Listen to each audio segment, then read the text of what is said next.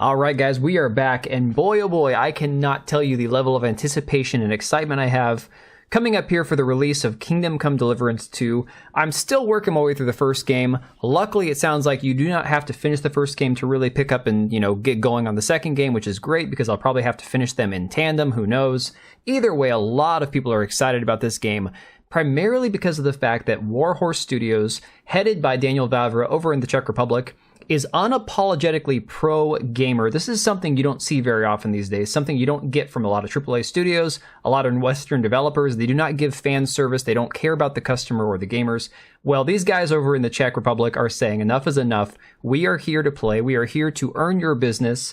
And I love to see it. So now we're seeing this report from Fandom Pulse saying Kingdom Come Deliverance 2 developer Daniel Vávra claims that big studios are terrified of YouTubers like Critical Drinker and Asmongold. Now, this is not something that anybody should be surprised, by. The games media, the people in the media covering for these AAA studios have been doing their best the last couple of years to discredit YouTubers, to go after gamers, to basically rally around this idea that there's these harassment campaigns of these evil incel bigots who are going out of their way to harass and dox and threaten people, when the reality is, it may be a tiny percentage of people actually doing this. The vast majority of us, we just want good games without a political lecture that just have, good gameplay, good graphics, and an enjoyable experience for the customers. So the article here says Daniel Vávra, one of the developers of Kingdom Come Deliverance 2, recently shared that large studios are terrified of YouTubers like Critical Drinker and Asmongold. In a recent appearance on the Vox News YouTube channel as translated by Reddit user Parazak, Vávra said, listen, I've even heard that there are big developers and companies that are really scared of hate tubers, let's say. The kind of guys who started criticizing. Critical Drinker, Asmongold, and others who started criticizing big companies. He continued, and I thought it was so niche. Okay, like Asmon's got a few million followers. His videos have some impact, but it's definitely not what everybody's watching. However, he then noted, and now I found out some people that companies are really terrified of them, and it's really having an impact. That when somebody starts to critique the game in the corporate world, that it does have an impact. And we've seen this impact, guys. We have seen this impact going back through 2024, where all of these games that have been criticized for all the woke, politics that have been injected into them, all this weird ideological crap with the pronouns and the body type A and B, and all the other gender nonconformist nonsense, this has tanked a lot of the sales for these games. It has definitely had a massive impact, far beyond what anybody probably perceived would have happened. From there, Vávra just shared his own criticisms of AAA studios and how they react to the criticisms by Asmongold, Critical Drinker, and others, saying it's unsustainable how these corporations do it, considering that they've now made games that nobody wanted, and they even said it when those gamers started complaining that they didn't like it and they didn't want that kind of game, and the developers started telling them that they were stupid and that it wasn't a game for them, which is completely bizarre that you're insulting your own customers. This is what I'm talking about, guys. This is a dude who he legitimately loves his job, he loves what he does, and he loves the customer base. That's why I went ahead and pre-ordered this game. I know they say don't pre-order, guys. I'm going to go ahead and bite the bullet because I'm going to stream this game anyway. So I pre-ordered. I used Instant Gaming. This is a legitimate site for, actual retail keys. It's not some gray area third-party thing. You can pick up Kingdom Come Deliverance 2 Gold Edition for $57 right now. Link down below in the description if you feel like picking it up. Just throwing that out there. So, that being said, guys, the gamer, of course, last year had to go on the attack of Daniel Vávra, saying that the Kingdom Come Deliverance writer comes under fire for unprofessional post about Dragon Age of Velgard. TLDR on this, Daniel Vávra was comparing his 7-year-old game with Dragon Age Velgard, saying, wow, I can't believe my game has more players right now concurrently on Steam than Dragon Age the Velgard. What's going on in the AAA gaming industry? Of course, people were like, you shouldn't be criticizing somebody else if you're a developer. That's crazy. And you can see the tweet right here. Nothing offensive at all. Wow, 7-year-old game versus recent released with a little halo and a shock face.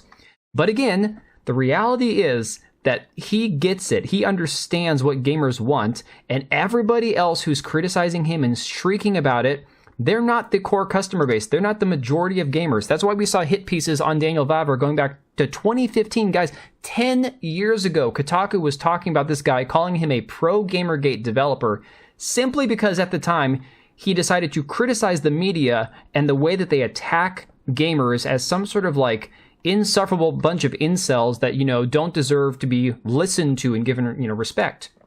Of course, now Daniel Vávra is doing his celebration dance because Today, earlier, he tweeted, Kingdom Come 2 is currently the 29th best-selling game on Steam. 16th if you rule out free-to-play in Steam Deck, 1 month before release. Thank you. Please no controversy this time. I'm simply happy. And then a few hours after tweeting this, he's like 25th. So this game, guys, is going to do massive numbers.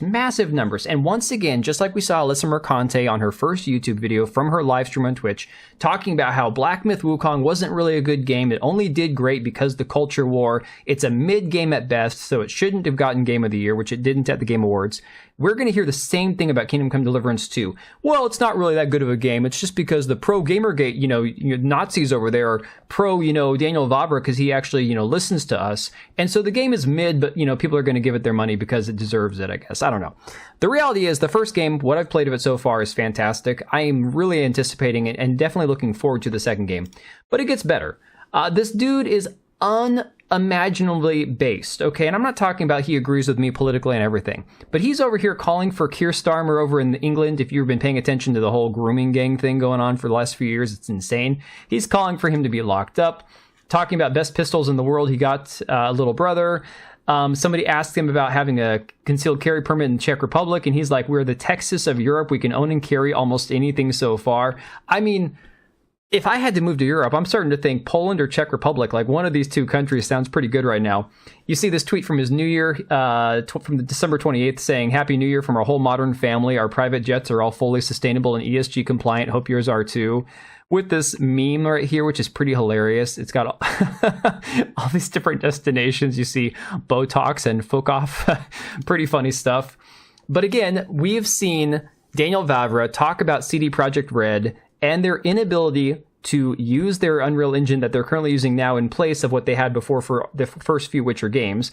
And we're seeing how CD Projekt Red is having people leave and create their own studio. But last year, this was a story that The Verge was talking about. Daniel Vávra last year saying how, he's hearing CDPR is having issues with Unreal Engine 5 as an open world. And of course, Daniel Vávra and Warhorse Studio, according to Endymion, from a video last year talking about how a lot of their senior talent from CD Projekt Red has left, and many people have been poached by Warhorse Studio, by Daniel Vávra Studio, to bring them on for Kingdom Come Deliverance and for the games that they have moving forward. So guys, this is all very exciting stuff.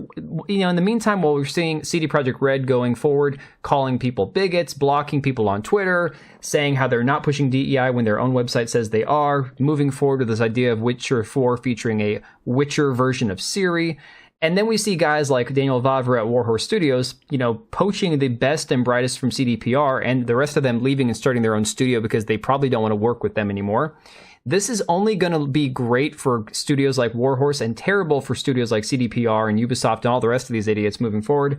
I, again, cannot wait to see what comes of this. But in the meantime, let me know what you think about all this down below. Let me know if you're going to be playing this game, and I will catch you guys on the next one.